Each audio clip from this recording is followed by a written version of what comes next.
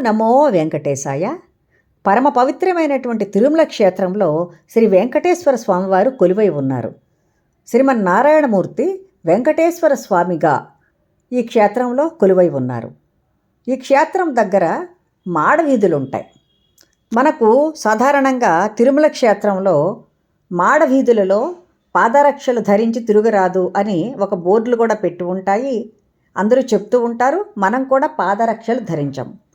ఎందుకంటే శ్రీ వెంకటేశ్వర స్వామివారు ఆ మాడవీధులలో తిరుగుతూ ఉంటారు.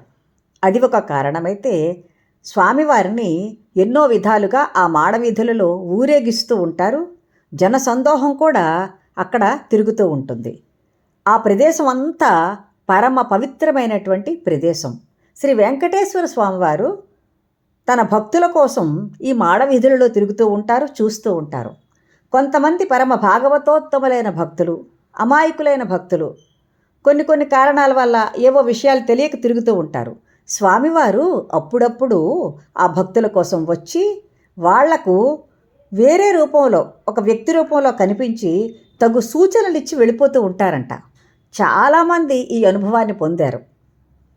అందరికీ తెలుసు స్వామి అక్కడ చూస్తూనే ఉంటారు భక్తులకు. అందువల్ల ఆ మాడవీధులు పరమ పవిత్రమైనవి. ఆ మాడవీధులలో తిరగడం మన అదృష్టం.